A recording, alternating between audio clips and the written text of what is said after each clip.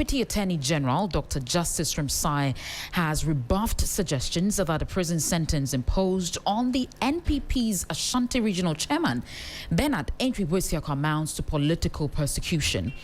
In an interview with Kemini Amano, the Deputy AG stressed that the court actually relied on evidence by the defense team in convicting Chairman Wontumi. He also appealed to critics of the judgment to read the ruling by the court before making unguarded statements.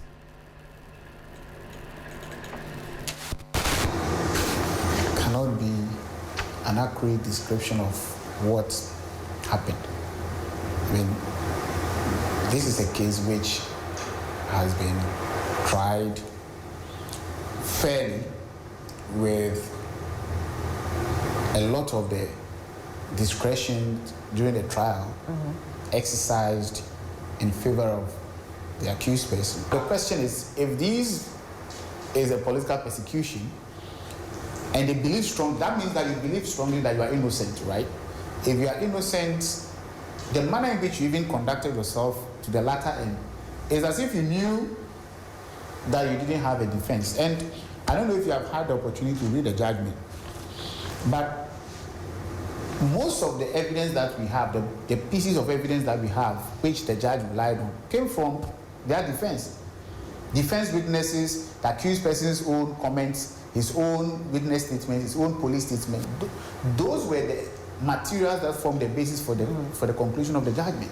So it will be shocking. It is shocking to me, but that they would say is political persecution. But I understand what we do. This is politics in a way. I mean, what they are doing is politics, and they issued that statement, or they had a press conference when they have not even seen. They had not seen the judgment.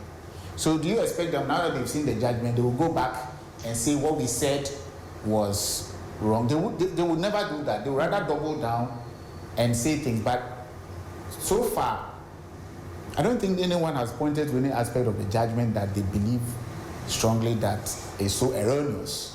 Should the constitutional matter that Samuel Atachian raised in court have stalls the reading or the decision-making of the judge at any point at all?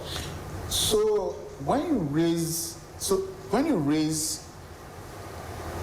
a constitutional question in the lower court, the Constitution says that the judge ought to first examine your issue to determine whether it's a legitimate issue.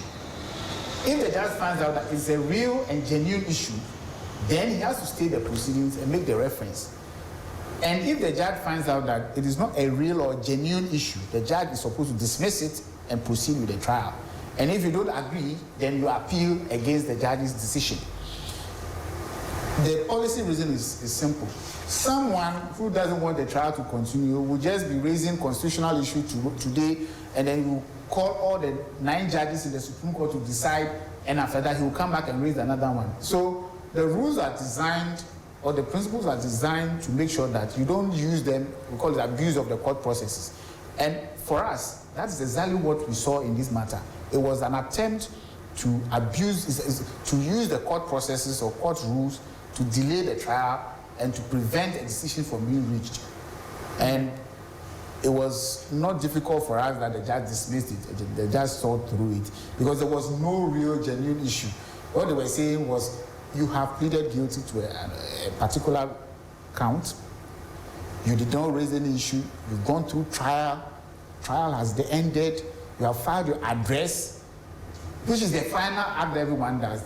Then you come to say, oh, I think what I have pleaded to, I have provided witnesses to do was vague. So I want the court to. That is not to say that you cannot raise it, but when you raise it that late, chances are that you are not being genuine.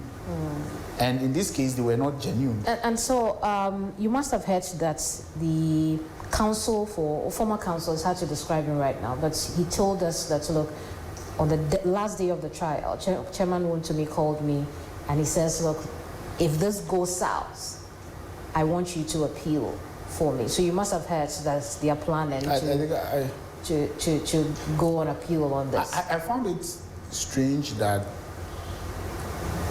that actually happened.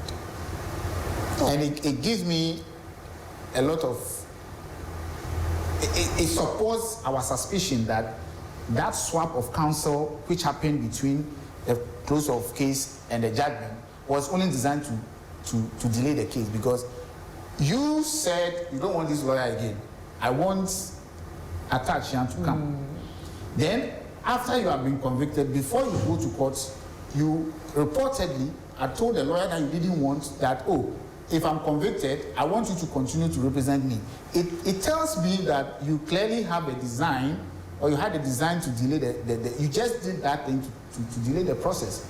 So that itself, I find it very strange. And when I heard it, I was like, okay, it's clear to Ghanaians that this whole thing is just a drama to frustrate the cause of justice. Yeah. In the state's view, is there anything to appeal? We don't think there's any proper basis for anyone to appeal this decision. Of course, the right to appeal is guaranteed. You can appeal, but I do not think that any appeal will succeed against this case, as I understand it. Well, you just heard there the voices of Deputy Attorney General Dr. Justice Srem-Sa in an exclusive interview with Kemini Amano.